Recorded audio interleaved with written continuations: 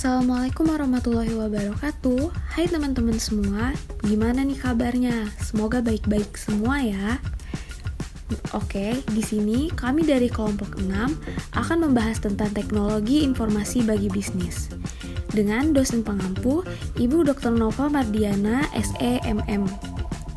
Adapun tujuan pembelajaran kami, yang pertama, untuk membahas dampak teknologi informasi terhadap dunia bisnis. Yang kedua, mengidentifikasikan sumber-sumber yang dimiliki bisnis dan bagaimana sumber-sumber ini dipergunakan. Yang ketiga, menggambarkan peran sistem informasi, beragam jenis sistem informasi, dan bagaimana bisnis mempergunakan sistem informasi tersebut. Yang keempat, mengidentifikasikan ancaman dan resiko dari teknologi informasi terhadap bisnis. Yang kelima, menggambarkan bagaimana bisnis melindungi diri dari ancaman dan resiko yang dihadirkan teknologi informasi. Oke, sebelum kita lanjut ke materi, yuk kenalan dulu dengan anggota kelompok 6. Yang pertama ada Ramadan Agiat Wigunawan dengan NPM 2211021057. Yang kedua ada Julita dengan NPM 2211021048. Yang ketiga ada Umar Walfa Al-Haiban dengan NPM 2211021068. Selanjutnya ada Kinarianti dengan NPM 2211021076. Dan yang terakhir saya sendiri, Dinda Clara dengan NPM 2211021055. Oke, gak perlu lama-lama lagi, mari kita lanjut ke materi yang pertama.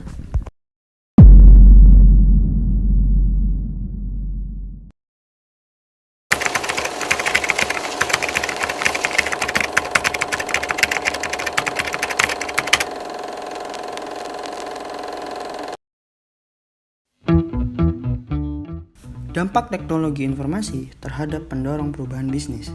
Apa saja dampak teknologi informasi atau TI terhadap bisnis? Sebelum itu, kita harus mengetahui apa itu TI.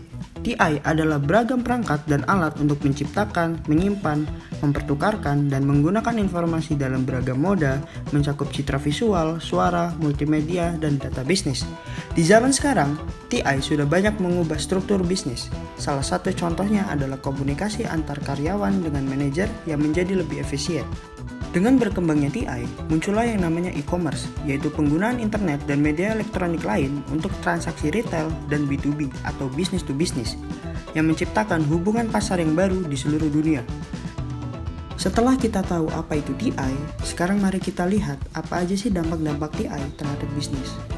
Dampak yang pertama ada menciptakan kantor jinjing, yang dimana memungkinkan para karyawan untuk bisa menciptakan kantor jinjing mereka sendiri, yang artinya kegiatan operasional karyawan tidak harus selalu dipusatkan pada suatu tempat, atau bisa kita sebut kantor.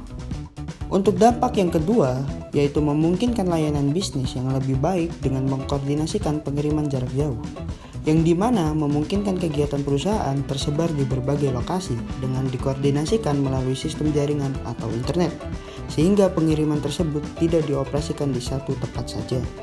Dampak yang ketiga adalah menciptakan organisasi yang lebih ramping dan lebih efisien, yang dimana dengan adanya sistem jaringan dan teknologi menghadirkan perusahaan yang lebih ramping dengan jumlah karyawan yang lebih sedikit dan struktur yang lebih sederhana, karena jaringan memungkinkan perusahaan untuk mempertahankan ketertautan informasi antara karyawan dan pelanggan. Kepuasan pelanggan dan kerja pun dapat dicapai dengan jumlah karyawan yang lebih sedikit. Dampak yang keempat adalah memungkinkan kolaborasi yang lebih baik. Maksudnya di sini adalah kolaborasi antara internal dan dengan perusahaan eksternal akan menjadi lebih baik ketika perusahaan menggunakan perangkat lunak kolaborasi dan perangkat komunikasi TI. Dampak yang kelima adalah memungkinkan pertukaran global, yang artinya sangat mungkin sekali untuk bisa kolaborasi bisnis berskala besar atau global dengan adanya jangkauan TI yang mendunia. Dampak yang keenam adalah memperbaiki proses manajemen. Tentu, manajer dapat dengan mudah mengkoordinasikan kinerja perusahaan karena mudahnya informasi instan yang bisa diakses oleh setiap tingkatan manajer dan karyawan, sehingga kinerja proses manajemen dapat lebih baik. Dampak yang ketujuh adalah memberikan fleksibilitas untuk kustomisasi. Tentu, dengan berkembangnya TI, perusahaan mampu memproduksi barang dan jasa yang memungkinkan perusahaan itu untuk menawarkan keragaman produk yang lebih besar, serta pilihan kustomisasi yang disesuaikan dengan permintaan khusus pelanggan dan waktu pengirimannya lebih cepat. Dampak yang kedelapan adalah menyediakan peluang bisnis baru. TI tidak hanya memperbaiki bisnis yang sudah ada, tetapi juga TI menciptakan bisnis yang benar-benar baru. Bagi bisnis besar, hal ini berarti mengembangkan produksi baru, menawarkan layanan baru, dan menjangkau klien baru. Ada banyak peluang bisnis yang diakibatkan oleh teknologi, contoh seperti bisnis jual beli online, ataupun bisnis jasa seperti bug hunter. Dan dampak terakhir yang ditimbulkan adalah memperbaiki kondisi dunia dan kehidupan manusia pada umumnya. Dengan TI, banyak hal yang bisa dilakukan manusia, memungkinkan untuk melakukan apa saja, seperti mencari pekerjaan, menciptakan bisnis baru, belajar lewat apps, dan masih banyak lagi. Kondisi seperti inilah yang dapat memperbaiki dunia dan kehidupan manusia pada umumnya.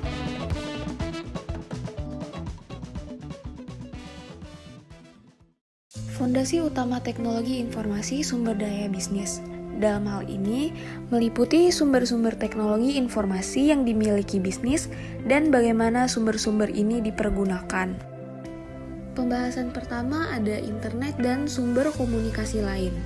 Internet adalah sistem raksasa yang terdiri dari jaringan komputer yang saling terkoneksi melalui teknologi suara, elektronik, dan nirkabel. Yang kedua ada Hypertext Transfer Protocol atau HTTP. HTTP merupakan protokol komunikasi yang digunakan oleh World Wide Web, di mana bagian-bagian informasi yang saling terkait pada laman web yang terpisah terkoneksi melalui hyperlink. Yang ketiga ada World Wide Web. World Wide Web merupakan cabang dari internet yang terdiri dari dokumen-dokumen hypertext atau laman web yang saling bertautan. Internet juga telah melahirkan sejumlah teknologi komunikasi bisnis lain seperti intranet, extranet, electronic conferencing, dan satelit komunikasi VCN. Yang pertama ada intranet. Intranet merupakan jaringan pribadi milik perusahaan yang menghubungkan situs-situs web yang hanya bisa diakses karyawan perusahaan tersebut. Yang kedua ada extranet. Extranet merupakan sistem yang memberikan pihak luar akses terbatas ke jaringan informasi internal perusahaan. Dunia bisnis saat ini mengandalkan manajemen informasi yang tidak terbayangkan satu dasawarsa sebelumnya. Manajer kini memperlakukan teknologi informasi sebagai sumber daya organisasi untuk melakukan kegiatan bisnis sehari-hari. Di perusahaan-perusahaan besar, setiap kegiatan seperti merancang jasa, memastikan pengiriman produk dan arus kas, dan mengevaluasi personel terkait dengan sistem informasi. Sistem informasi merupakan sistem yang digunakan sumber daya teknologi informasi untuk mengubah data menjadi informasi dan mengumpulkan, mengolah, dan mengirimkan informasi ini untuk digunakan dalam pengambilan keputusan. Data merupakan fakta dan angka mentah yang pada dasarnya tidak memiliki arti. Informasi yaitu penafsiran data yang memiliki arti dan berguna. Sedangkan manajer sistem informasi merupakan manajer yang bertanggung jawab atas sistem yang digunakan untuk mengumpulkan, menyusun, dan mendistribusikan informasi. Mendayagunakan sumber daya informasi. Pergudangan data, yaitu pengumpulan, penyimpanan, dan pengambilan data dalam bentuk file elektronik. Penggalian data yaitu aplikasi teknologi elektronik untuk mencari, menyaring, menyusun ulang sekumpulan data untuk menguak informasi yang berguna. Jenis-jenis sistem informasi. Yang pertama, Computer Aided Design, yaitu sistem informasi dengan perangkat lunak yang membantu pekerja berpengetahuan merancang produk dengan cara membuat simulasi produk dan menunjukkan bentuk grafik 3 dimensinya. Yang kedua, Computer Aided Manufacturing, yaitu sistem informasi yang menggunakan komputer untuk merancang dan mengendalikan peralatan dalam proses produksi. Sistem informasi untuk pekerja berpengetahuan. Yang pertama, sistem informasi pengetahuan, yaitu sistem informasi yang membantu pekerja berpengetahuan dengan memberikan sumber daya untuk menciptakan, menyimpan, dan mengirimkan pengetahuan baru dalam rangka membuat aplikasi yang berguna. Yang kedua, sistem informasi manajemen, yaitu sistem komputer yang membantu manajer dengan cara menyediakan informasi seperti laporan, jadwal, rencana kegiatan, dan anggaran yang kemudian dapat digunakan untuk membuat keputusan. Yang ketiga, sistem pendukung keputusan, yaitu sistem interaktif yang menciptakan model bisnis maya dan mengujinya dengan beragam data untuk melihat responnya. Risiko dan ancaman teknologi informasi. Teknologi informasi masih menarik bagi mereka yang menyalahgunakan teknologi, dengan kasus-kasus mulai dari gangguan hingga perusakan yang disengaja. Para pengguna teknologi informasi mengerti bahwa jejaring sosial dan telepon seluler memiliki sisi gelapnya sendiri dan gangguan privasi yang mengancam. Risiko dan ancaman teknologi informasi tidak hanya dapat menyerang individu saja mengenai pencurian informasi pribadi, namun juga dapat terjadi pada bisnis, perusahaan, bahkan negara sekalipun. Bentuk sisi gelap dari teknologi informasi memiliki banyak ragam jenisnya yang perlu kita waspadai. Berikut beberapa di antaranya.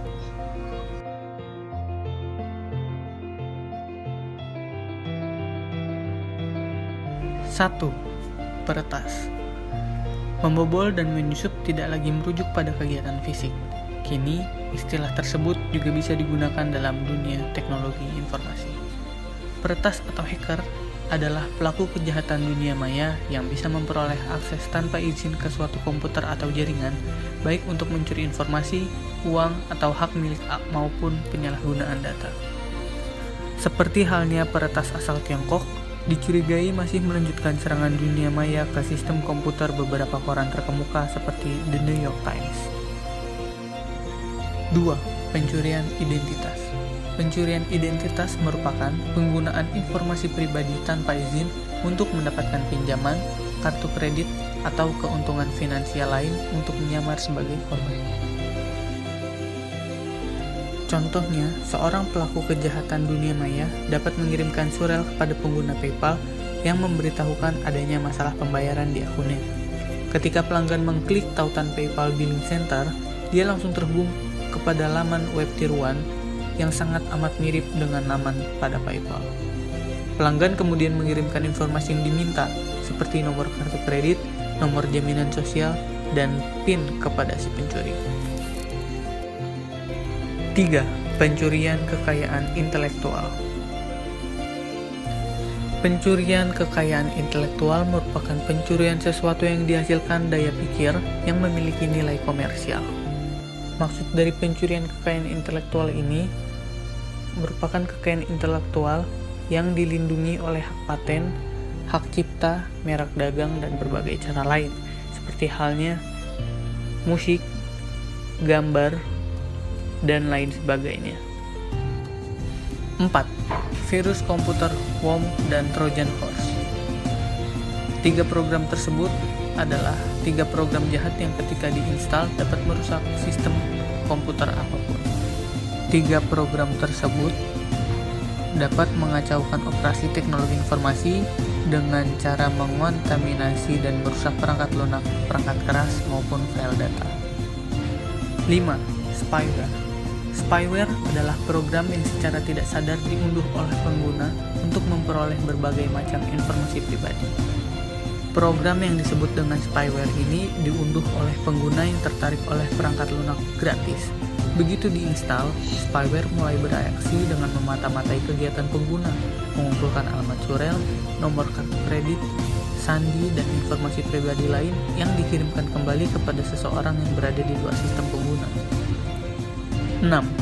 Spam. Spam merupakan surel sampah yang dikirimkan ke forum. Spam lebih mengganggu ketimbang surat pos sampah karena internet sangat terbuka bagi publik.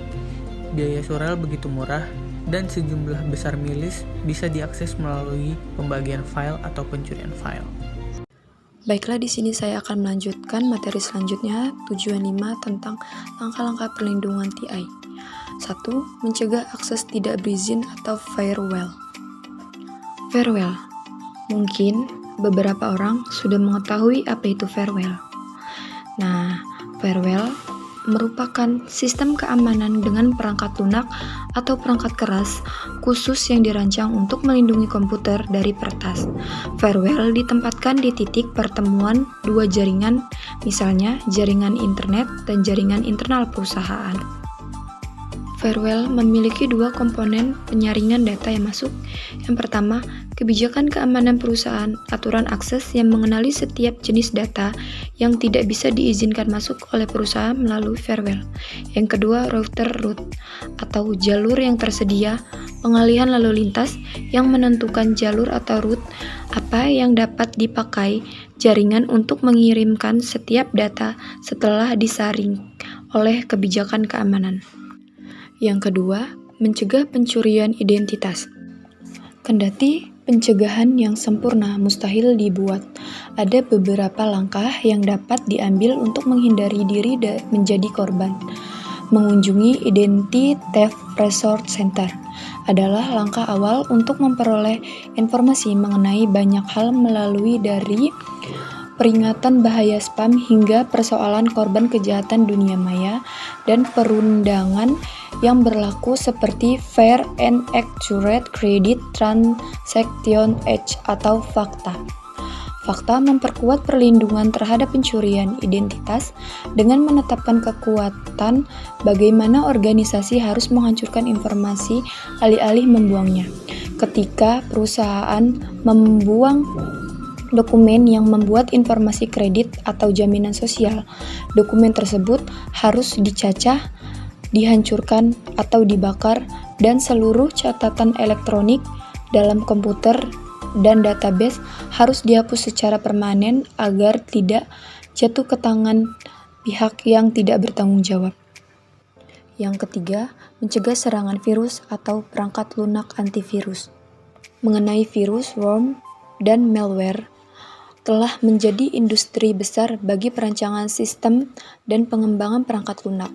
Instalasi satu dari ratusan produk perangkat lunak antivirus melindungi sistem dengan cara mencari tanda-tanda virus yang dikenal dalam surel dan file data yang masuk. File yang terkontaminasi akan dibuang atau dipindahkan ke dalam karantina agar aman. Banyak virus mempergunakan kelemahan sistem operasi, misalnya Microsoft Windows, untuk menyebarkan dan mereplikasi diri. Administrasi jaringan harus memastikan bahwa komputer dalam sistem mereka telah menggunakan sistem operasi terkini yang memuat proteksi keamanan terbaru. Yang keempat, melindungi komunikasi elektronik atau perangkat lunak enkripsi. Surel yang tidak terproteksi dapat disusupi dialihkan ke komputer pelaku kejahatan dan dibuka sehingga membeberkan informasi kepada penyusup. Perangkat lunak protektif sudah tersedia untuk menghalau serangan ini, sehingga menambah lapisan keamanan dengan cara mengodekan surel supaya hanya penerima berizin saja yang dapat membukanya. Sistem enkripsi bekerja dengan cara mengacak pesan surel terlihat seperti acak kata bagi mereka yang tidak memiliki kunci enkripsinya. Yang kelima, menghindari spam dan spyware. Untuk membantu karyawan menghindari serangan privasi dan meningkatkan produktivitas, dunia bisnis seringkali menginstal perangkat lunak anti-spyware dan penyaringan spam pada sistem mereka. Meskipun puluhan produk anti-spyware memang memberikan perlindungan, perangkat lunak seperti Webboard Spy Sweeper dan Microsoft Windows Defender. Produk-produk ini bisa diperbarui secara berkala sehingga tidak ketinggalan zaman dengan teknik spyware terbaru. Yang keenam atau yang terakhir, persoalan etika dalam TI. Memang, perkembangan dan penggunaan TI maju lebih pesat dibandingkan apresiasi masyarakat akan konsekuensi potensialnya, termasuk persoalan etika baru. Dari beragam manfaat TI, penggunaannya juga menciptakan masalah yang memerlukan solusi yang sayangnya belum terwujud. Kemudahan mengakses komputer, perangkat bergerak, dan internet, juga dengan kemampuan pesan teks dan jejaring sosial, telah membuat privasi individu makin terpapar, termasuk juga konfirmasi pribadi, pola pikir, dan perasaan setiap individu.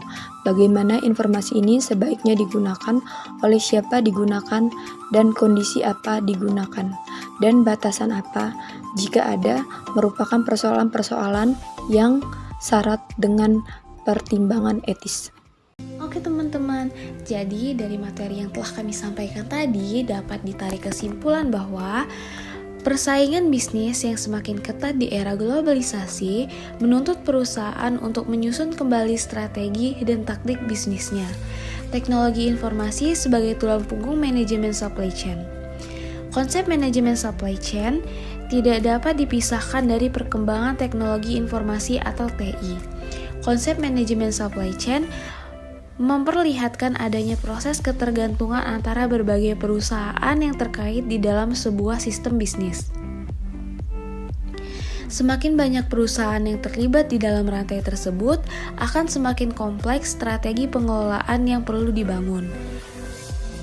Dalam konteks bisnis, internet membawa dampak transformasional yang menciptakan paradigma baru dalam berbisnis, berupa digital marketing atau internet marketing, atau cyber marketing, electronic marketing.